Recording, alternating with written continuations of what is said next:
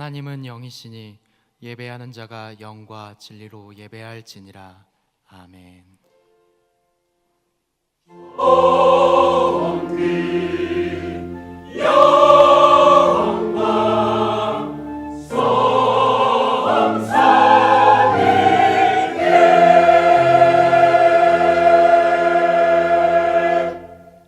그러므로 너희가 회개하고 돌이켜 너희 죄 없이 함을 받으라. 이같이 하면 새롭게 되는 날이 주 앞으로부터 이를 것이요. 사랑하는 성도 여러분, 이 시간 하나님 앞에 간절히 회개하는 기도를 드리겠습니다. 하나님 아버지 감사합니다. 귀한 시간 예배로 나와 하나님께 영광 돌리게 하심을 감사합니다. 주님, 저희들 한 주간의 삶을 뒤돌아볼 때 주님 너무나도 부족하고 연약한 삶의 모습이었습니다. 주님의 사랑과 은혜에 감사하지 못하고 주님 육체 수욕을 따라 우리의 마음대로 살아갔습니다. 진정으로 하나님의 뜻을 깨닫지 못하고 오히려 세상의 추구와 편리대로 살아가는 저희들의 욕심들의 모습이었습니다. 주님 용서해 주시옵시고 은혜를 베풀어 주시옵시고 긍휼을 베풀어 주시옵소서. 이제는 주님의 뜻을 깨닫기를 원합니다. 우리의 심령이 새롭게 되어 주님을 따르고 온전케 되는 역사가 있게 하여 주옵소서. 예수님의 이름으로 기도드립니다. 아멘. 주의 구원의 즐거움을 내게 회복시켜 주시고 자원하는 심령을 주사 나를 붙드소서. 사랑의 하나님, 주님의 은혜를 우리에게 허락하시니 감사합니다. 주님의 긍휼하심을 통해 우리가 죄악에서 돌이키게 하시고 다시 온전케 해 주시옵소서. 예수님의 이름으로 기도드립니다. 아멘. 전능하사 천지를 만드신 하나님 아버지를 내가 믿사오며 그 외아들 우리 주 예수 그리스도를 믿사오니 이는 성령으로 잉태하사 동정녀 마리아에게 나시고 본디오 빌라도에게 고난을 받으사 십자가에 못 박혀 죽으시고 장사한 지 사흘 만에 죽은 자 가운데서 다시 살아나시며 하늘에 오르사 전능하신 하나님 우편에 앉아 계시다가 저리로서 산자와 죽은 자를 심판하러 오시리라. 성령을 믿사오며 거룩한 공회와 성도가 서로 교통하는 것과 죄를 사하여 주시는 것과 몸이 다시 사는 것과 영원히 사는 것을 믿사옵나이다. 아멘. 복 있는 사람은 악인들의 꾀를 따르지 아니하며 죄인들의 길에 서지 아니하며 오만한 자들의 자리에 앉지 아니하고 오직 여호와의 율법을 즐거워하여 그의 율법을 주야로 묵상하는도다. 그는 시냇가에 심은 나무가 철을 따라 열매를 맺으며 그 잎사귀가 마르지 아니함 같으니 그가 하는 모든 일이 다 형통하리로다. 악인들은 그렇지 아니하며 오직 바람에 나는 겨와 같도다. 그러므로 악인들은 심판을 견디지 못하며 죄인들이 의인들의 모임에 들지 못하리로다. 무릇 의인들의 길은 여호와께서 인정하시나 악인들의 길은 망하리로다. 아멘.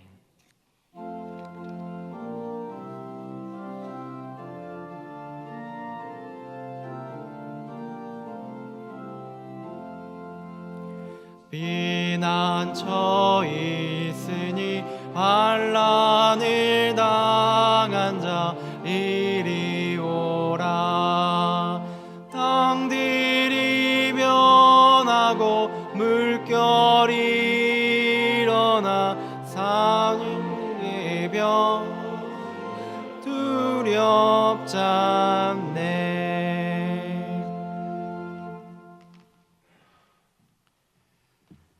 전능하신 하나님 아버지 감사합니다. 세상이 두려워하고 죄 있는 곳에 빛이 되어 이 땅에 택한 자를 구원하러 오신 우리 주 예수 그리스도께서 값없이 우리를 위하여 성량하심으로 우리 모두가 그 은혜로 말미암아 하나님의 자녀가 되는 은혜를 누리게 해주시니 감사합니다.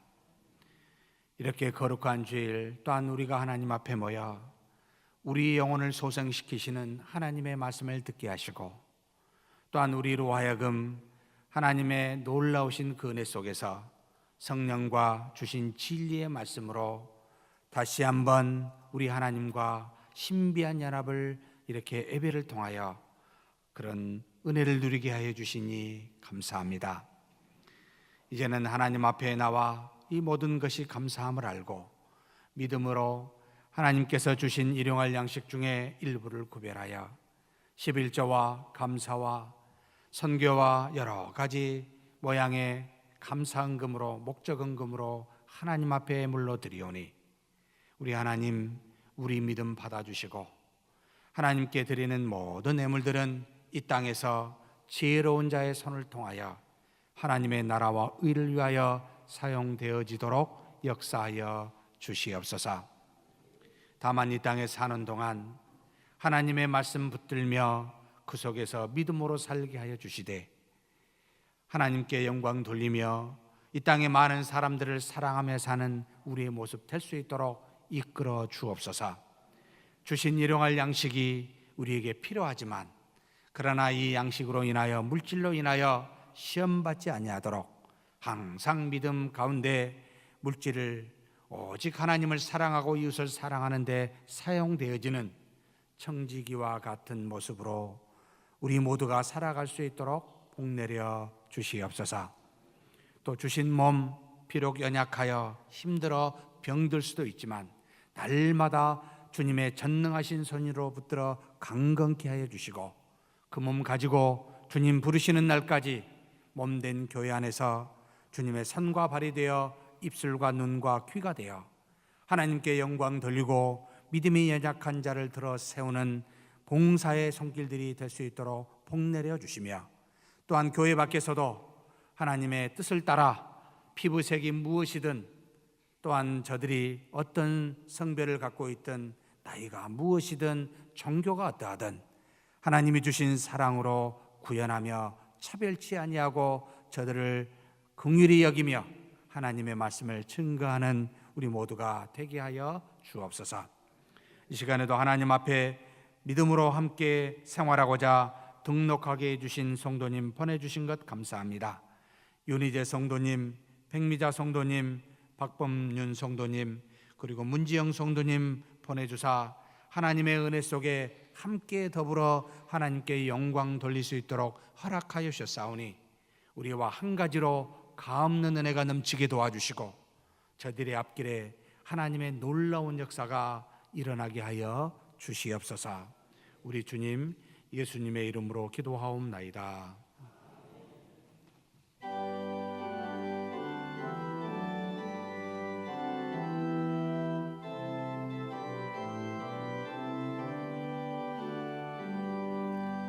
놀랍다 주님의 큰 은혜 우리의 죄를 속하시려 갈보리 십자가 위에서 어린 양 보혈을 흘렸네. 주의 은혜 우리의 죄를 다시 섰네. 주의 은혜 우리의 죄를 다시 섰네. 죄악은 성난 파도같이 우리 영혼을 위협하나 헤아릴 수 없는 주은혜 십자가에서 보이셨네. 주의 은혜 우리의 죄를 다시 섰네. 주의 은혜 우리의 죄를 다시 섰네. 죄악에 물든 영혼들을 주께서 피로 씻으시네. 지금도 흐른 그 피에 눈보다 더 이게 씻으라. 주의 은혜 우리의 죄를 다 씻었네. 주의 은혜 우리의 죄를 다 씻었네. 피할 수 없는 그 은혜를 믿는 자에게 거저 주네. 형제여 주 앞에 나와서 더 지체 말고 곧 받으라. 주의 은혜 우리의 죄를 다 씻었네. 주의 은혜 우리의 죄를 다 씻었네.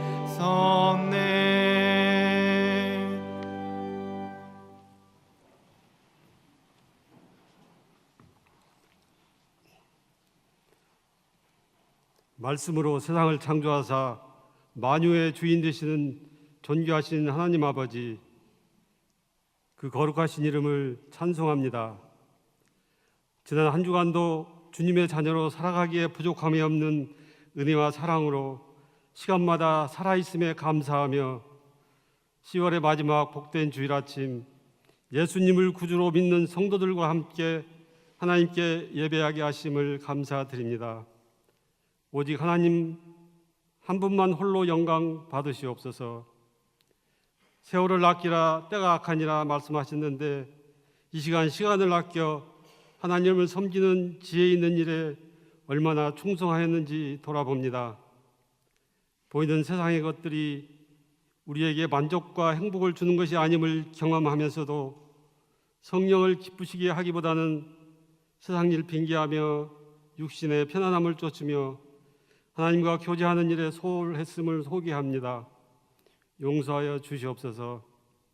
이 시간 찬송과 기도와 말씀 중에 임하시는 하나님의 음성을 듣게 성령님 도와주시기를 기도드립니다. 사랑이 풍성하신 하나님 아버지, 우리들은 하나님의 은혜가 아니면 구원받을 만한 아무 공로도 없지만 예수님이 나의 죄를 대속해 주신 구원자이심을 고백하면 의롭다 여기시고 하나님의 거룩함에 참여하는 약속의 말씀을 믿음으로 주심을 감사합니다. 하늘의 것을 생각하기보다는 내 생각과 다른 것들로 인하여 상처받고 미운이 생기며 어려운 일 당할 때 하나님께 물어보는 일이 왜 그렇게 잘 안 되는지요. 긍휼히 여기사 내가 편안히 눕고 자기도 하리니 나를 안전히 살게 하시는 이는 오직 여호와 하나님이심을 고백하는 믿음을 주시옵소서. 교회의 주인 되시는 하나님 아버지, 우리 교회가 말씀과 기도를 사모하는 믿음의 중심이 되게 하사 선교와 교육 그리고 구제의 사역을 감당케 하심을 감사드립니다. 말씀 사경에 교사대학 새생명 초청잔치를 통하여 전도하게 하시고 성경에 말씀하신 하늘나라에 대하여 깊게 알게 하신 은혜도 받았사오니 새로운 다짐으로 참으로 아름다운 결실의 계절에 우리 모두가 말씀과 기도로 믿음이 더욱 자라기를 소원합니다. 예배와 주일 성경 공부 모임에 참여하는 열심으로 말씀 배우는 즐거움을 더하시고 받은 은혜대로 우리로 하여금 교회의 온전함과 거룩함을 드러내며 이웃을 향하여 그리스도의 사랑과 구원의 소망이 보이는 교회가 되어지기를 소원합니다. 교사 교육을 통하여 교사들에게 주신 은사를 새롭게 다짐하게 하셨사오니 감사합니다. 말씀과 진리로 충만한 교사의 가르침을 받은 우리의 자녀들이 성경이 믿음으로 말미암아 구원에 이르는 지혜가 있음을 바로 알게 하시어 하나님과 이웃을 사랑하는 하나님의 사람으로 장차 교회와 국가에 귀하게 쓰임받는 자들로 세워주시기를 기도드립니다. 기도하며 긴 시간 준비케 하신 교회 리모델링 공사가 진행 중에 있습니다. 우리의 기도와 정성으로 아름다운 결과를 바라며 부족한 것들 없게 채우사 공사가 잘 마칠 수 있도록 도와주시고 이 일로 교회와 우리가 시험당하지 않도록 성령님 함께하여 주시옵소서. 또한 교회는 금년 한 해 마무리와 새해 준비를 시작하고 있습니다. 특별히 준비된 믿음의 사람을 통하여 주의 일을 이루어 가시는 하나님 아버지, 내가 잘 할 수 있는 일, 그리고 하나님 기뻐하신 일에 헌신할 자를 세워주시사 금년보다 더 하나님 기뻐하신 일을 교회가 감당할 수 있도록 함께하여 주시옵소서. 교회를 사랑하시는 하나님 아버지, 내일은 38명의 직분자를 세우사 성실과 열심으로 교육을 마치게 하시고 장로와 권사로, 집사로 임직과 취임을 허락하심을 감사드립니다. 특별히 하나님 나라와 교회를 위하여 귀하게 쓰시고자 직분자로 세워주셨사오니 겸손하고 신실하게 주신 직분을 충성되게 섬기게 하시고 하나님 말씀 순종하는 믿음의 모습이 그리스도의 몸된 교회를 세우는 선한 영향이 되도록 역사하여 주시옵소서. 오늘 하나님 말씀을 전하신 목사님의 성령님 함께하사 모든 서문 성도가 말씀과 기도에 전념하여 믿음을 자랑하는 교회가 되기를 기도하시는 목사님의 목회 사역에 우리가 모두 힘써 동역함으로 믿음의 풍성함을 이루어지도록 도와주시옵소서. 오늘 전하시는 말씀에 마음을 열고 귀를 기울여 하나님 나라에 숨겨진 보화를 발견하는 복을 주시어 세상과 구별된 삶을 살아가는 풍성한 생명의 양식이 되도록 은혜를 주시기를 원하옵나이다. 찬송을 받으시기 합당하신 하나님 아버지, 귀한 시간 정성으로 준비하여 아름다운 소리로 예배를 돕는 할렐루야 찬양대의 찬양을 기뻐 받으시고 하나님께 드리는 우리 모두의 감사와 기쁨이 찬송이 되어지기를 원하옵나이다. 성도들의 수원하는 기도의 제목들이 하나님의 뜻 안에서 선히 응답하여 주시고 가족들의 건강과 생업에 함께하여 주셔서 저들이 삶이 더욱 믿음 안에서 감사의 생활이 되게 하옵소서. 우리를 죄에서 구원하시는 예수 그리스도의 이름으로 기도드립니다. 아멘.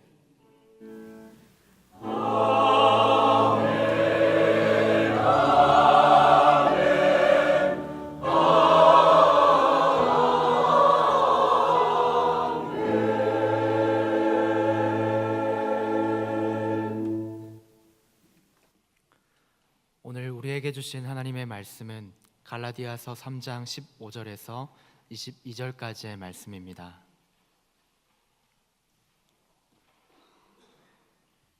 제가 봉독하도록 하겠습니다. 형제들아, 내가 사람의 예대로 말하노니 사람의 언약이라도 정한 후에는 아무도 폐하거나 더하거나 하지 못하느니라. 이 약속들은 아브라함과 그 자손에게 말씀하신 것인데 여럿을 가리켜 그 자손들이라 하지 아니하시고 오직 한 사람을 가리켜 내 자손이라 하셨으니 곧 그리스도라. 내가 이것을 말하노니 하나님께서 미리 정하신 언약을 430년 후에 생긴 율법이 폐기하지 못하고 그 약속을 헛되게 하지 못하리라. 만일 그 유업이 율법에서 난 것이면 약속에서 난 것이 아니니라. 그러나 하나님이 약속으로 말미암아 아브라함에게 주신 것이라. 그런즉 율법은 무엇이냐? 범법함으로 더하여진 것이라. 천사들을 통하여 한 중보자의 손으로 베푸신 것인데 약속하신 자손이 오시기까지 있을 것이라. 그 중보자는 한 편만 위한 자가 아니나 하나님은 한 분이시니라. 그러면 율법이 하나님의 약속들과 반대되는 것이냐? 결코 그럴 수 없느니라. 만일 능히 살게 하는 율법을 주셨더라면 의가 반드시 율법으로 말미암았으리라. 그러나 성경이 모든 것을 죄 아래에 가두었으니 이는 예수 그리스도를 믿음으로 말미암는 약속을 믿는 자들에게 주려 함이라. 아멘.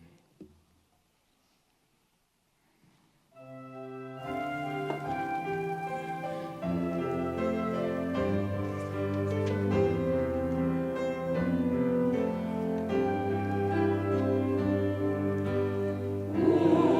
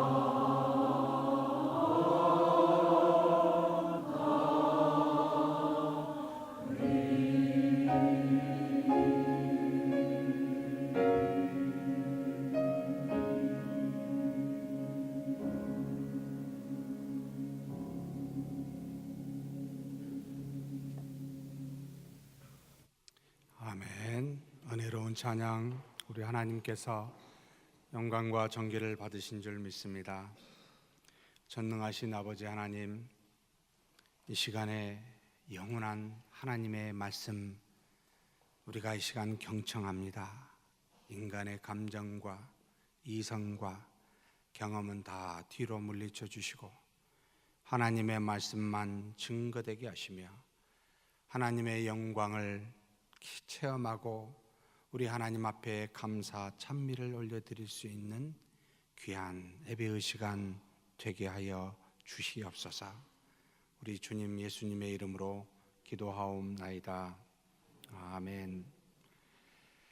갈라디아서는 바울이 믿음 외에 율법에 근거한 행위로 말미암아 의롭다라고 그렇게 가르치는 다른 복음에 대해서 저주하고 그리고 그들의 가르침에 유혹받지 말라라고 하는 것이 이 갈라디아서의 서신의 목적입니다. 율법의 행위로는 의롭다함을 받을 육체가 의롭다함을 얻을 수 있는 길이 없기에 오직 믿음으로 의롭다함을 얻을 수 있노라 라고 하는 내용이 갈라디아서 전체의 주제 내용이라고 보시면 됩니다. 그래서 갈라디아서 2장 16절 말씀에 다음과 같이 증거하십니다.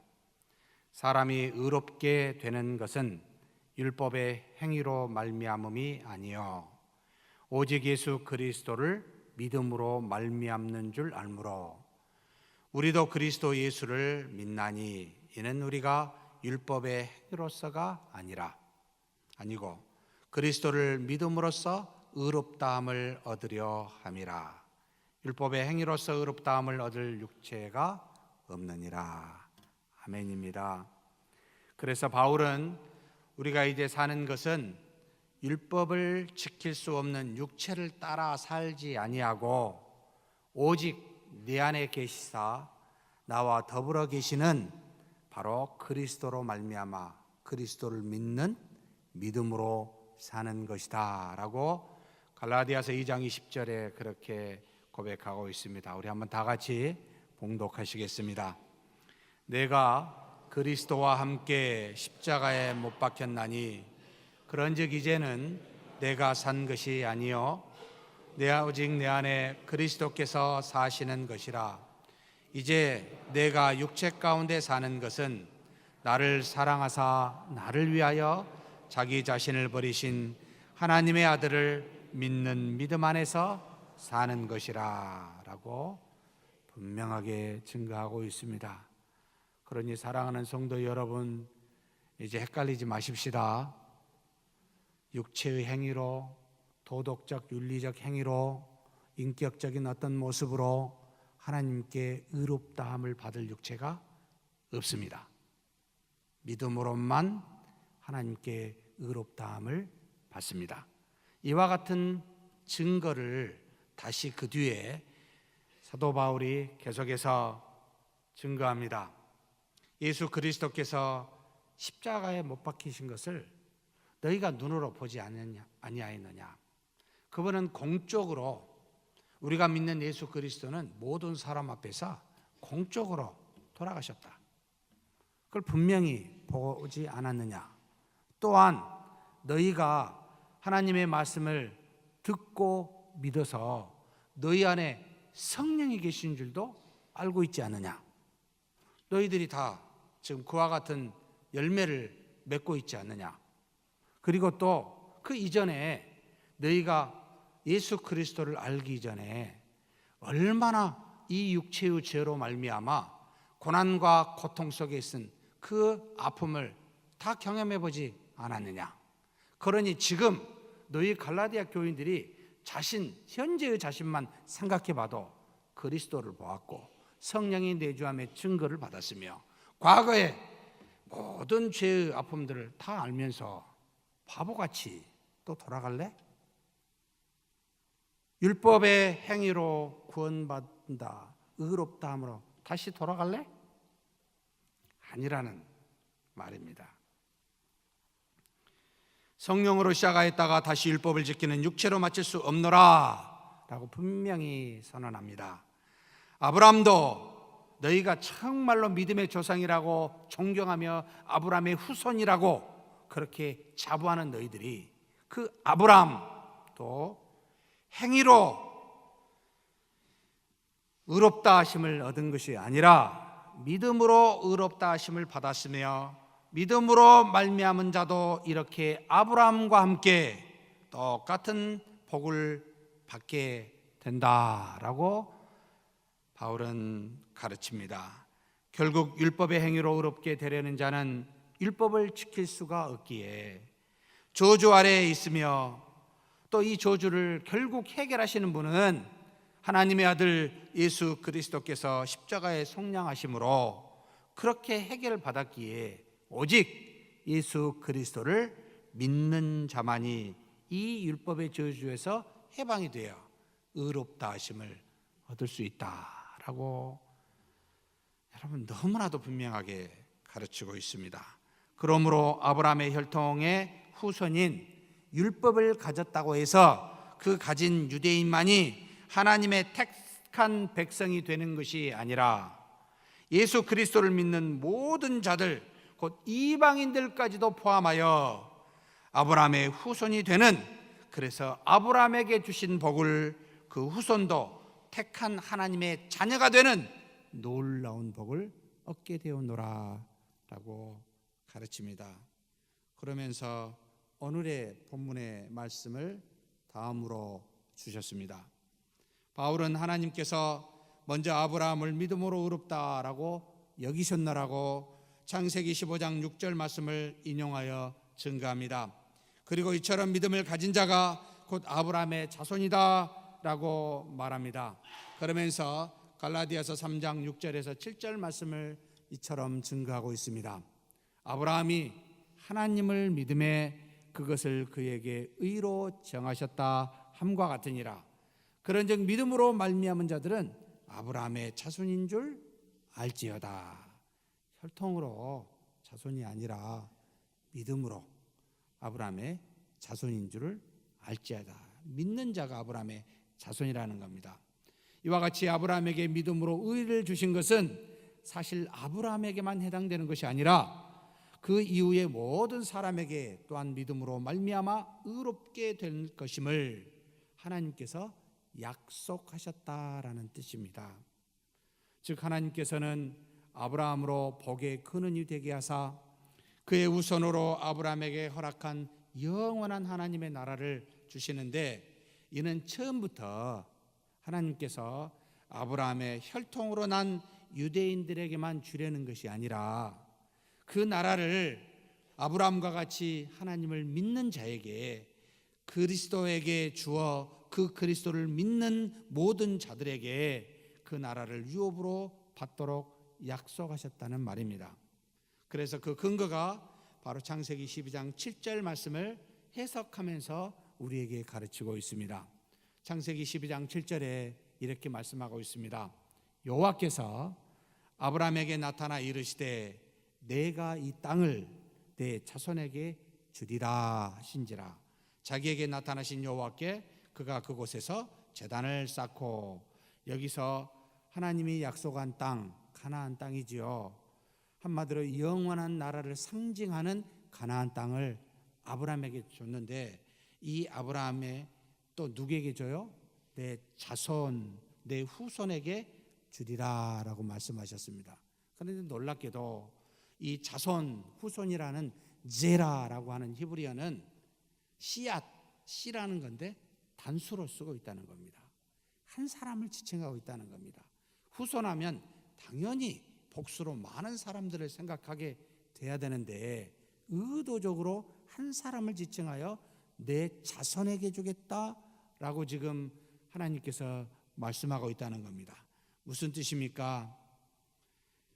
갈라디아서 3장 16절 말씀을 바울이 이렇게 해석하고 있습니다. 이 말씀을, 이 약속들은 아브라함과 그 자손에게 하신 말씀하신 것인데, 여럿을 가리켜 그 자손들이라 하지 아니하고 오직 한 사람을 가리켜 내 자손이라 하셨으니 곧 그리스도라. 이 한 사람이 누구라고요? 곧 그리스도라라는 겁니다. 아브라함에게 준 가나안 땅, 영원한 나라를 상징하는 가나안 땅이 결국 누구에게 간다고요? 예수 그리스도에게 가고, 이 그리스도를 믿는 모든 자로 하여금 그 영원한 나라를 유업으로 받게 될 것임을 누구에게 약속하셨다고요? 아브라함에게요. 그래서 갈라디아서는 우리에게 우리가 읽은 본문을 통하여 세 가지 정도의 교훈을 주고 있습니다. 하나님의 이와 같은 구원의 약속, 의롭다 하심을 주는 약속은 이처럼 처음부터 예수 그리스도로 말미암아 구원에 이르도록 정하여져 있더란 말입니다. 이미 이 땅에 하나님께서 그렇게 모든 것을 정하여 그리스도로 말미암아 구원에 이르게 하셨다는 겁니다. 언제부터일까요? 성경에 보면 창세 전부터라고 나옵니다. 베드로전서 1장 20절 말씀입니다. 그는 하나님이십니다. 창세 전부터 예수 그리스도십니다. 그는 창세 전부터 미리 알리신 바 되시니나 이 말세에 너희를 위하여 나타내신 바 되었으니, 여기서 말세는 예수 그리스도가 이 땅에 오셨을 때를 말합니다. 그런데 이때보다 언제 알리셨다고요? 창세 전에, 창세 전부터 미리 알리셨습니다. 이게 뭘까요? 에베소서 1장 4절 말씀도 유사하게 증거하고 있습니다. 곧 창세 전에 그리스도 안에서 우리를 택하사. 우리를 언제 택했다고요? 창세 전에. 누구 안에서 택했다고요? 그리스도 안에서요? 그리스도는 언제부터 있었는데요? 너무나 쉽게 창세 전이라고 그러셔서 제가 당황이 되는데요. 그리스도, 구약에서는 메시아, 하나님의 뜻을 전하여 하나님의 뜻을 따라 생활하도록 택한 백성에게 선지자나 왕이나 제사장을 세운 기름 부음 받은 자들, 구약에서부터 메시아가 나타나고, 그래서 그 모든 삼중직을 함께 가지고 오신 예수 그리스도, 예수 메시아라고 불러 이 그리스도를 언제부터 계시다고요?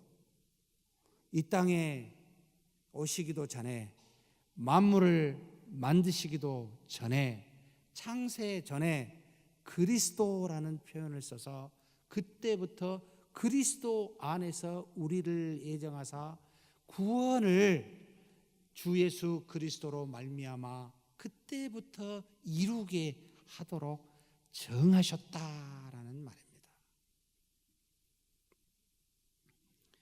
만물이 있기도 전에 우리의 구원은 이미 예정하사 계획되어 있었다는 말입니다. 이 예정된 구원이 이제 창조 이후에 약속으로 우리에게 허락하고 계십니다. 가장 먼저 이 약속이 나타난 것은 창조 이후에 언제일까요? 바로 창조 후에 아담과 하와가 뱀의 유혹을 받아 하나님의 말씀에 불순종했었을 때 하나님께서 뱀에게 저주하실 때 이 언약의 약속이 나타납니다. 바로 창세기 3장 15절 말씀입니다. 우리 한번 다 같이 봉독하시겠습니다.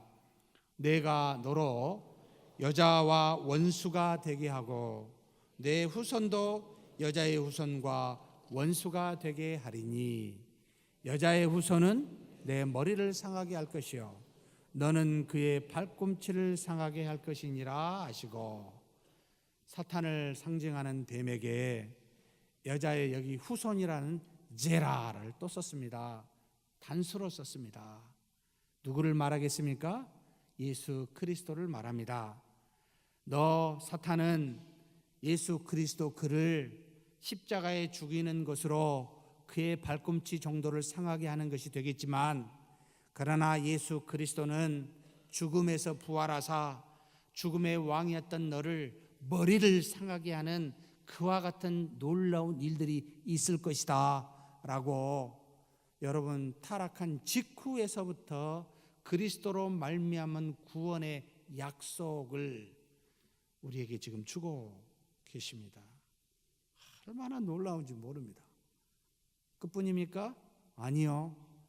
하나님이 택한 백성이라고 하는 그들의 조상이라고 하는 아브라함 때, 아브라함을 택할 때 우리가 읽은 본문의 말씀처럼 내가 약속한 그 땅을 내 자손에게, 후손에게, 곧 그리스도에게 주리라 한 말씀, 여기에도 똑같이 약속하고 계십니다. 이처럼 그리스도를 믿음으로 말미암은 구원의 약속은 창세 전부터, 그리고 창조 직후 타락한 때부터, 또 믿음의 조상 아브라함을 택할 때부터 주셨다라고 증거하고 있습니다. 그러므로 BC 1450년경에 모세를 통하여 준 그 율법이 어떻게 이 행함으로 의롭게 되라고 주신 율법이 어떻게 창세 전에 세워진 삼위일체 하나님의 구원의 협약이나 어떻게 율법보다 훨씬 더 앞에 세워진 바로 3600년 전에 뱀에게 세워진 그 애언이나 또 율법이 있기 전에 600년 전에 아브라함에게 세워진 그 약속을 어떻게 없앨 수 있겠느냐는 겁니다. 이 깝깝한 갈라디아 교인들아, 어찌하여 그 율법을 붙들고 훨씬 더 앞서서 주시는 처음부터 약속하고 정하여 주신 그리스도로 말미암아 구원에 이르게 하시겠다는 이것을 바꿀 수가 있겠냐? 말이 되냐? 이렇게 지금 나무라는 겁니다.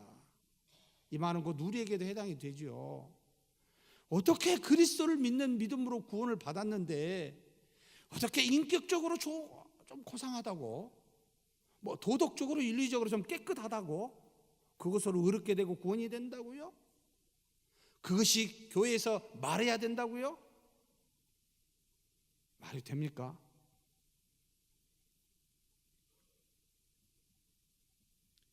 아니라는 겁니다. 한마디로 우리 숫자 우리말로 말하면 세 발의 피라는 거예요. 이 율법은 약속에 비하면 율법의 행위는 믿음의 약속보다 한참 뒤에 나타난 것이기에 율법이 약속을 없앨 수가 없노라 라고 분명히 증거합니다. 그렇다면 창세 전에 주시고 악한 뱀에게 약속하고 아브라함에게 주신 이 약속을 어떻게 아브라함보다 600년 뒤에 주신 이 율법 왜 주셨습니까? 주신 이유가 뭡니까? 그 역할이 뭐기에 이 율법을 주셨습니까? 라고 반문하게 됩니다. 무슨 이유일까요? 이것은 먼저 한 두 가지 조건을 생각하고 살펴봐야 됩니다. 19절에 사도 바울 선생께서 이렇게 증거하십니다. 약속하신 이 곧 예수 그리스도가 오시기까지만 이 율법은 있을 것이라고 이야기합니다. 무슨 말입니까? 예수님이 오실 때까지만 모세에게 준 율법은 유효하다라고 지금 전제합니다. 그와 같은 어떤 역할을 하고 있다는 겁니다. 또 두 번째로 21절에 보니까 이렇게 말합니다. 이 율법은 미리 주신 하나님의 약속들, 믿음으로 구원에 이르게 한다는 약속이죠. 이것과는 절대 반대되는 게 아니다, 반대되는 것이 아니라라고 분명히 말합니다. 그러면 하나님의 약속에 반하지 않고 주 예수님이 오실 때까지만 유효한 이 율법의 역할은 무엇이겠습니까? 크게 세 가지 정도로 요약이 됩니다. 첫째는 인간에게는 죄가 있어 하나님의 약속을 바로 받을 수가 없기에 순수한 믿음으로 하나님의 아들 예수 그리스도를 바로 믿을 수가 없기에 하나님께서는 죄를 드러내어 죄를 죄되게 하고, 그래서 죄는 율법 아래 가두고 우리로 무슨 죄를 지었는지를 깨닫게 하기 위해서 먼저 이 율법을 보냈다는 겁니다. 바로 갈라디아서 3장 19절에 나와 있습니다. 그런즉 율법은 무엇이냐? 무엇이죠? 범법함으로 더하여진 겁니다. 하나님이 주신 약속이 있는데 약속을 받을 만한 사람이 없어 하나님께 불순종하여 죄를 짓는 범법하기 때문에 이 약속에다가 더했다는 겁니다. 무엇을요? 율법을요. 율법은 하나님이 누구시며 하나님의 뜻이 무엇인지를 하나님의 택한 백성들에게 가르치시는 교훈의 말씀입니다. 우리가 죄가 없으면 율법이 필요 없었을 터인데 죄가 있기에 하나님의 뜻을 가르쳐 주어 우리로 죄를 깨닫게 하는, 죄를 죄되게 하는 역할을 하고 있다 이 말입니다. 율법을 택한 백성에게 갖다 대니까 이 율법이 그 백성, 택한 백성에게 마치 거울을 갖다 댄 것과 같이 그 택한 백성이 아브라함의 혈통으로 섰지만 그러나 거울로 보니까 어때요? 도저히 하나님의 택한 백성답지 않는 더러운 죄를 갖고 있는 것을 이 율법이라는 거울을 통해 알게 했다는 말입니다. 사람들이 어둠 안에 있을 때는 어둠 안에 있는지도 모르다가 빛이 비치니까 빛으로 어둠이 무엇인지를 깨닫게 되듯이, 그래서 자신들이 어둠 안에 있음을 알게 되듯이 율법은 그처럼 빛으로 우리에게 어둠이 있는 것을 깨닫게 하셨습니다. 율법이 없을 때도 죄는 있었고 또 죄로 인한 고통도 있었지만 율법이 오니까 이것이 어떤 죄임을 알게 되었다는 말입니다. 즉 우리의 영이 하나님과 단절이 되어서 이제는 각기 영이 없는 정말로 양같이 육체의 길로 제 길로 갔을 때 하나님을 떠난 우리 인간의 비참함이 무엇인지를 바로 이 율법은 정확하게 깨닫게 해주는 역할을 하고 있더라 이 말입니다. 마치 죄를 지은 자가 법정에서 너의 죄는 무엇이다, 너는 어떤 죄를 지었다 라고 선고를 받는 것과 같이 율법은 우리에게 그렇게 선고하여 주고 있습니다. 그래서 22절의 본문의 말씀처럼 성경이 모든 것을 죄 아래 가두었으니, 여기서 성경은 율법을 말합니다. 율법은 모든 것을 죄 아래에 가두었으니, 모든 것을 파산이라는 뜻을 썼는데 모든 사람이라는 뜻입니다. 율법은 모든 사람을 죄 아래로 가둡니다. 참 듣기 싫은 소리지요. 그래서 교회에서 여러분들 죄인입니다, 여러분들 죄를 회개하십시오 말하면 싫어요. 그래서 이렇게 설교자가 이야기합니다. 여러분 믿으세요, 하나님의 복이 있습니다. 어이 좋습니다. 그래서 여러분 인터넷 수많은 설교자의 유명한 대형교회의 말씀을 들어보십시오. 한마디를 안 하는 단어가 있습니다. 뭐죠? 죄에 대한 회개를 말 안 합니다. 믿음에 대한 복을 말합니다. 여러분 율법은 듣기 싫은 유대인들에게 너는 죄인이다, 너 죄가 이거다 라고 가르치는 역할을 하고 있더라 이 말입니다. 그런데 율법의 이런 중요한 역할은 이것만 있는 것이 아니었습니다. 두 번째 역할이 있었습니다. 율법은 동시에 죄로 인한 하나님의 저주가 무엇인지도 깨닫게 하였습니다. 너가 죄를 지어 죄인인지도 깨닫게 했지만 그 죄로 인한 저주가 무엇인지도 알게 하는 율법입니다. 하나님과 단절되어 빛이 없는 우리의 영이 이 땅에서만 암흑의 고통을 당하는 것이 아니라 하나님의 영원한 저주로 인하여 영원히 빛이 없는 지옥에서 고통당할 것임을 동시에 이 율법은 우리에게 가르치고 있습니다. 신명기 28장은 전반부는 율법을 지키는 자에게 어떤 복이 있을지를 말하고, 그리고 20절 이후의 후반부는 하나님의 율법을 지키지 못하면 어떤 저주가 있음을 아주 낱낱이 적어 놓았습니다. 20절 이후에 보면은 요약해서 말하면 하늘과 땅에 있는 모든 피조물은 네가 만약 율법을 어기게 되면 그들로부터 저주를 받게 되고, 또 주변의 이웃 국가로부터 저주를 받게 될 것이며, 또 내 자신의 몸도, 내 집도, 심지어 너의 후손까지, 자손까지도 저주를 받게 될 것임을 말하고, 더 나아가 하나님으로부터 멸망당하여 이 땅에서 뽑힘을 입을 것이라고까지 정말 놀라운 저주의 말을 하고 계십니다. 죄인이라는 말도 듣기 싫은데 이 저주의 심판은 더욱 듣기 싫습니다. 그렇죠? 너 잘못했어 라고 애한테 말하면 듣기 싫지만, 잘못했으니까 매 좀 맞아 그러면 도망가지요. 이제 하나님이 누구시고 하나님의 뜻이 무엇인지 알았음에도 불구하고, 그래서 율법을 알게 했음에도 불구하고 하나님이 아닌 다른 신을 섬겨 하나님의 말씀에 불순종하는 죄를 짓는다면, 여러분, 하나님이 멸하여 땅에서 뽑힘을 당할 것이라고, 그렇게 심판할 것이라고 가르치고 있는 것이 율법입니다. 율법은 우리로 죄가 무엇인지 알게 하기도 하지만, 죄로 인한 저주가 어떠한지를 알게 하여 우리로 우상을 따라 살지 아니하고 하나님을 두려워 경외케 하는 역할을 하고 있습니다. 하나님의 저주를 알고 두려워하여 죄를 조금이라도 덜 짓고 멀리하게 하는 역할을 하고 있습니다.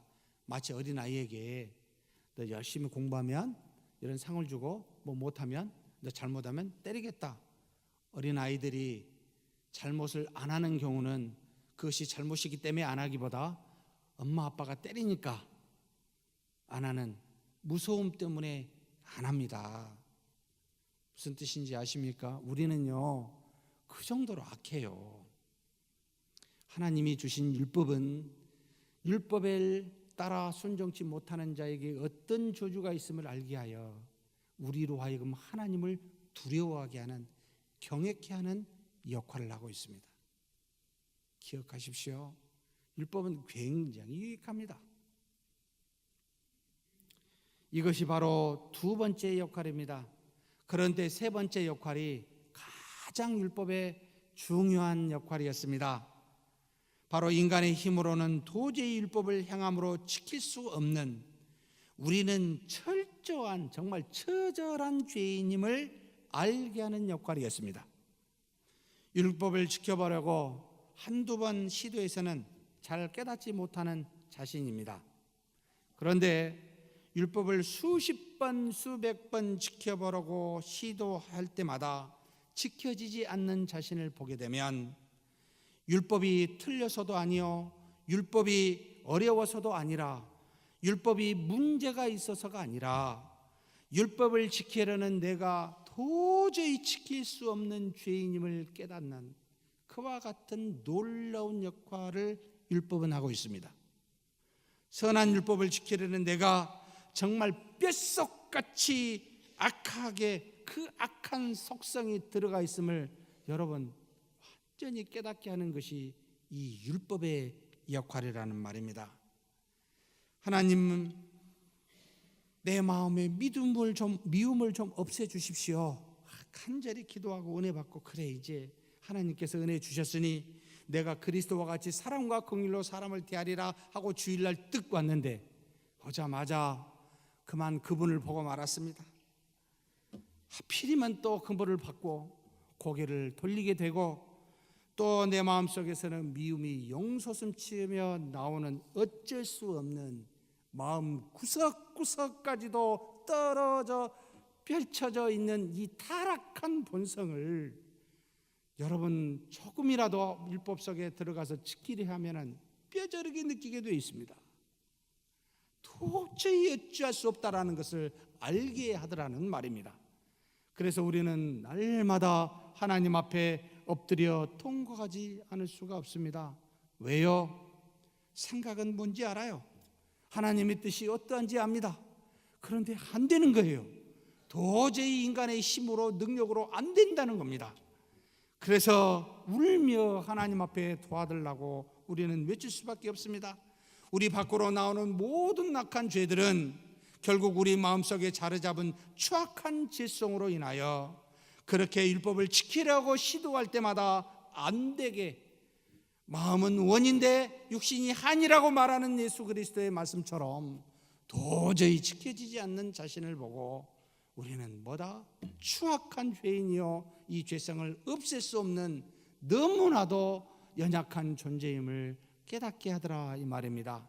그래서 사도 바울은 주여 나는 공고한 사람이로다 고백합니다. 정말 나를 불쌍히 여기소서라고 고백하지 않을 수가 없다, 이 말입니다. 사실 고백이 아니라 탄식이기도 합니다. 그런데 이것이 나를 하나님 앞에 머리를 조아리게 하고 하나님 앞에 읊조리게 하는, 그래서 하나님께 기도하게 하는 은혜인 줄을, 수많은 이 율법을 어겨 실패하면 실패할수록 더욱더 깨달아, 이것이 나로 하여금 하나님 앞에 굴복케 하는 수단이었구나라는 것을 알고 그때부터 그것이 은혜임을 고백하게 됩니다.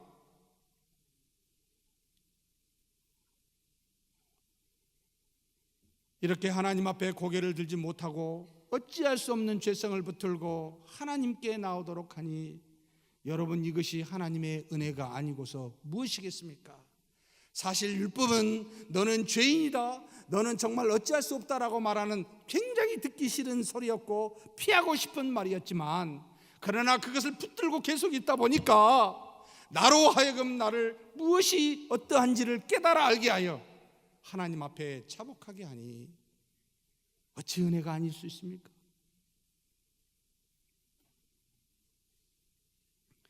이 율법이 없었다면 세상 어느 모퉁이에서 아마 나는 부어라, 마셔라, 즐겨라, 아마 무슨 짓을 하고 있었을지 모르겠습니다.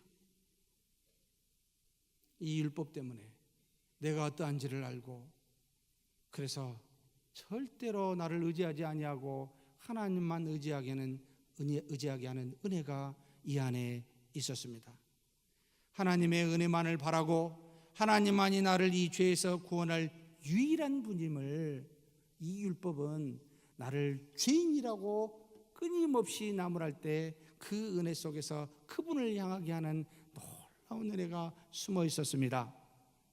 내 힘으로는 죽었다 깨어나도 이길 수 없는 죄, 결국 하나님만이 나를 구원할 유일한 분임을 이 율법은 그리스도의 그림자로 우리를 그렇게 가르치고 있었습니다. 결국 율법은 우리가 하나님과 단절된 심각한 죄로 인하여 육체적으로나 영적으로 죽을 수밖에 없는 상태임을 알게 하는 역할을 하고 있습니다. 즉 우리의 행위, 이 땅에 무엇으로도 구원을 받을 수가 없고 이 행위로는 하나님께 나아갈 수가 없으며 오직 하늘로부터는 하나님의 은혜인 예수 그리스도로 말미암지 않고는 안 된다는 사실을, 여러분, 그리스도가 오시기 전부터 내 자신만을 보고도 깨달을 수 있도록 그렇게 이끌어 주시고 계시다, 율법을 통하여요. 그래서 율법은 우리를 살릴 수는 없었지만 살릴 수 있는 길이 무엇인지를 가르치며 그리스도께로 인도하는 초등교사의 역할을 하고 있더라는 겁니다. 그래서 이 약속은 우리의 목적이지만 율법은 여러분 구원을 이루게 하는 수단으로 하나님이 사용하셨구나. 그래, 그러니까 그리스도까지 유효하구나. 그러니까 그리스도를 반하지 않구나 라는 것을 금방 알게 됩니다. 그래서 율법의 효력은 그리스도가 오시기 전까지며 율법의 또한 약속인 예수 그리스도와 절대 반대될 수 없고 오히려 돕고 있는 가장 중요한 수단이다 라고 가르칩니다.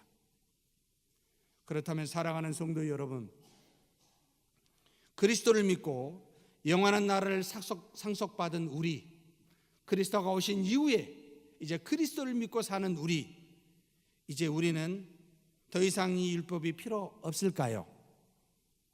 어떻게 생각하십니까? 반은 그렇습니다, 필요 없습니다. 반은 필요합니다 라고 이야기를 해야 됩니다. 그래서 답을 함부로 주시면 무조건 틀립니다. 왜 그렇습니까?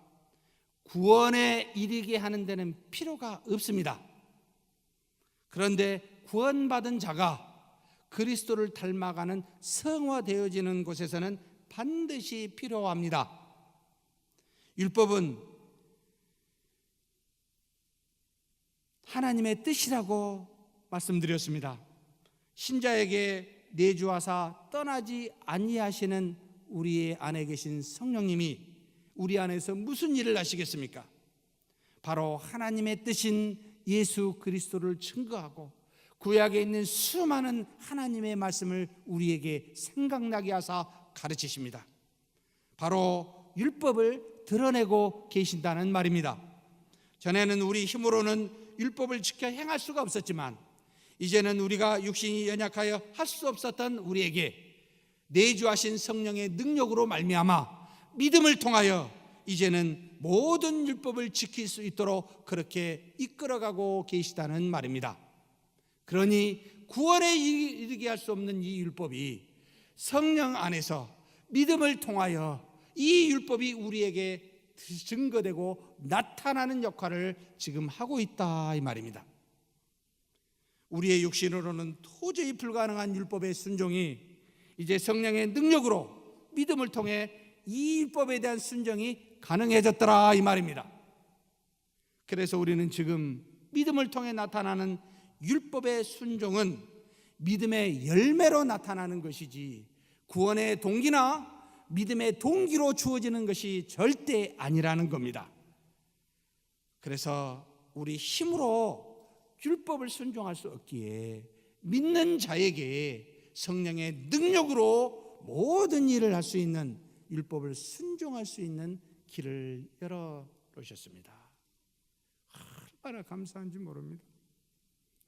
육체로는 발버둥 치며 율법을 순종해보려 했을 때는 안 되지만 아무 노력 안 하는데 예수님 믿습니다, 주님만 믿습니다, 주님만 믿고 따라갑니다 했더니 나도 모르게 율법의 순종을 이루고 있더라 이 말이에요. 이것이 은혜가 아니고 무엇입니까? 그래서 내가 한 것이 아닙니다, 주님이 하신 겁니다 라고 고백하지 않을 수가 없게 됩니다.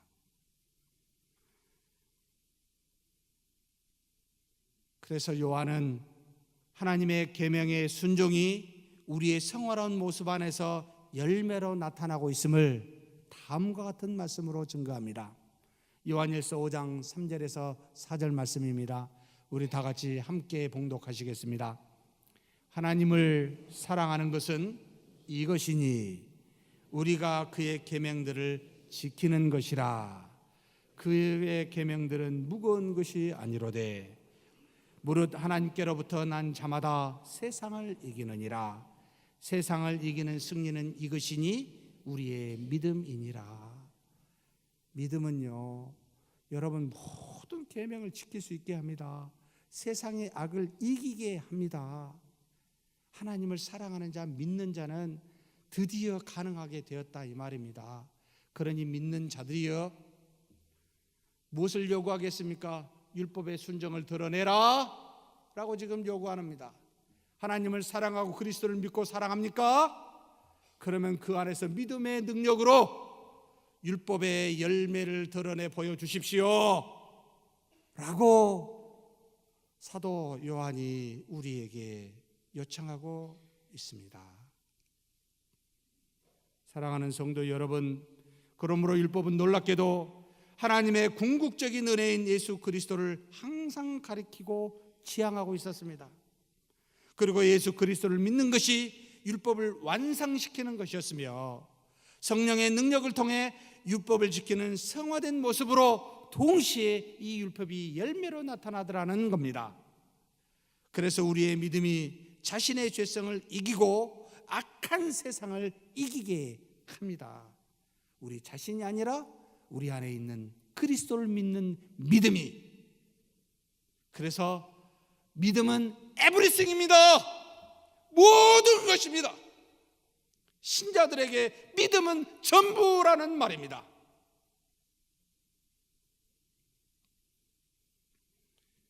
언제까지 믿음 없는 답을 하시겠습니까? 연말에 교회 봉사자를 찾을 때마다 내 육신이 연약하고 부족합니다. 환경이 안 됩니다. 이 모양 저 모양으로 정말 언제까지 믿음 없는 소리를 우리는 말하고 들어야 합니까?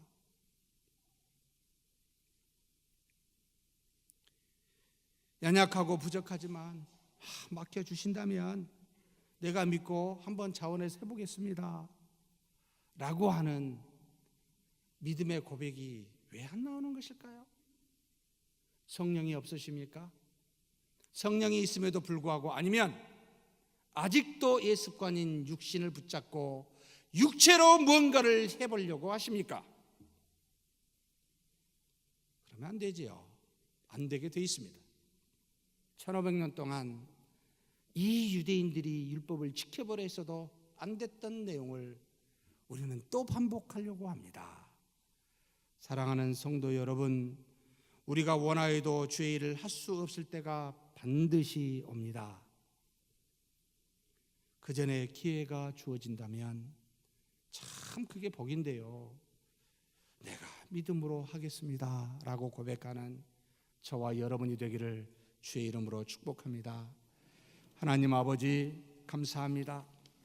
율법을 주셔서 우리의 죄를 깨닫게 하시고 하나님이 우리에게 주신 저주가 무엇인지를 알게 하시며 무엇보다도 우리의 죄성을 깨달아 오직 하나님의 은혜인 그리스도만을 바라보도록 인도하여 주시니 감사합니다.